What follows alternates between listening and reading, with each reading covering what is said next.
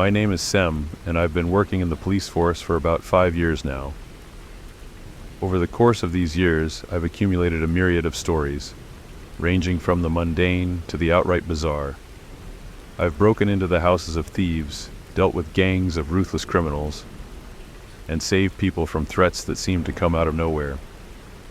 But there are also stories that, to this day, make my blood run cold in my veins. These stories may not seem overtly paranormal to some, but they're unsettling in a way that leaves a lasting scar on the psyche. One of the first such incidents involved a call we received about gunshots in a suburban neighborhood. We arrived to find the house eerily quiet, the door slightly ajar.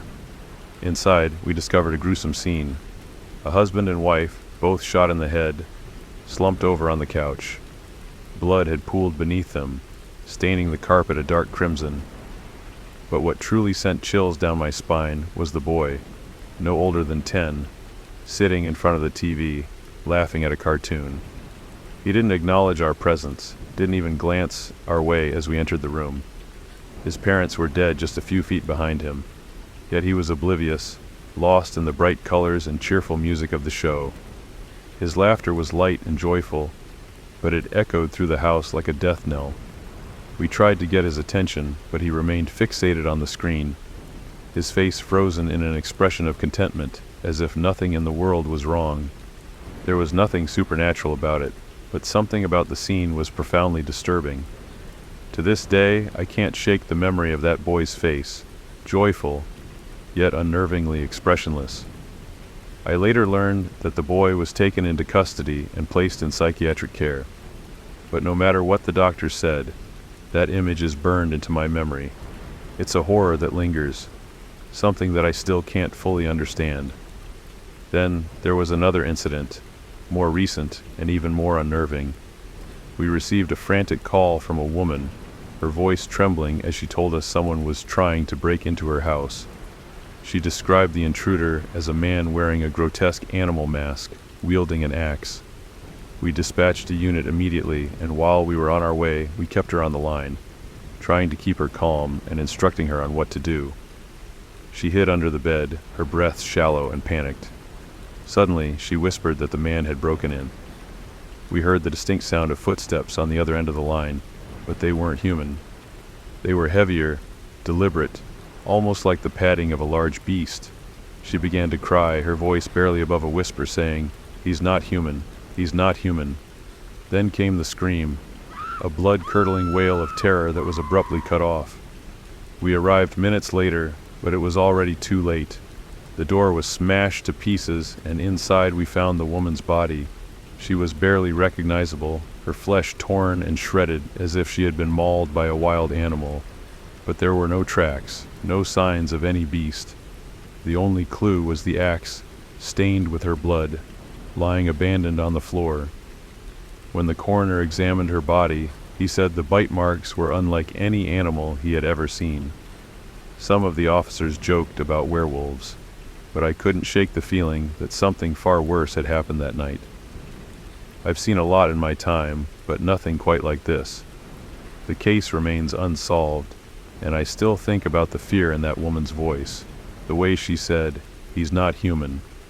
It's a line that plays over and over in my head, a reminder that not everything can be explained away. But those stories pale in comparison to what happened next. There's one more tale, one that still gives me nightmares. We got a call late at night about a car accident on a forest highway. When we arrived at the scene, the paramedics were already there, treating one of the victims who had miraculously survived. The other, not so fortunate, was a man whose body had been completely disfigured. His limbs were broken at unnatural angles, his face a mask of pain. He was dead, no question about it. We began our investigation, trying to piece together what might have caused the accident. My partner, Nina, was standing a few feet away, looking particularly pale. I followed her gaze and felt my stomach drop. The dead man was standing. His body, which had been so clearly lifeless just moments before, was now upright. His limbs were still twisted and broken, his head lolling to one side, but he was on his feet, swaying slightly as if trying to keep his balance. His eyes, once glazed over in death, were now open.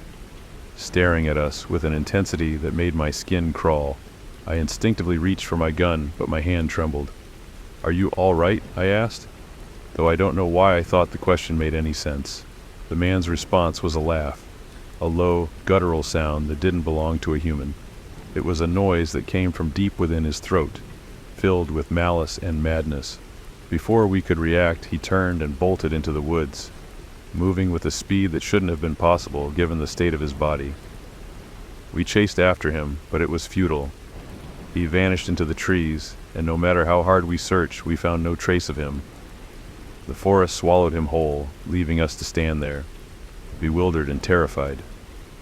When we reported what happened, no one believed us. The official story was that the man died on impact, and that his body had somehow ended up in the forest, dragged by an animal or something. But I know what I saw. We all do. That man was dead, dead before we even arrived, and yet he stood, laughed, and ran away.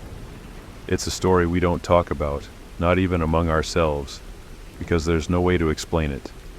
It's a horror that defies logic, something that shouldn't be possible but happened anyway. The man was never found. No one reported seeing anyone matching his description, and no body was ever recovered. It's as if he simply ceased to exist, disappeared into the night, leaving behind nothing but a lingering sense of dread. These stories are the kind that keep me up at night, wondering what's out there, lurking in the shadows, waiting to be discovered. They're the tales that remind me that some things are beyond our comprehension, that there are forces at work we can't begin to understand. I've faced criminals, killers, and all manner of dangers in my career, but it's these inexplicable moments that haunt me the most. Because if there's one thing I've learned in all my years as a police officer, it's that the scariest things aren't the ones we can see or fight. They're the ones that leave us questioning everything we thought we knew. Every time I think back to those incidents, my blood runs cold, and I feel that creeping sense of unease that no amount of logic or reason can dispel. These stories may not seem terrifying on the surface, but they're the ones that stay with you, that make you second-guess every sound in the night, every shadow that moves just out of sight. And as much as I try to forget, they're always there, lurking in the back of my mind, waiting to remind me that the world is far stranger and far more terrifying than we can ever imagine.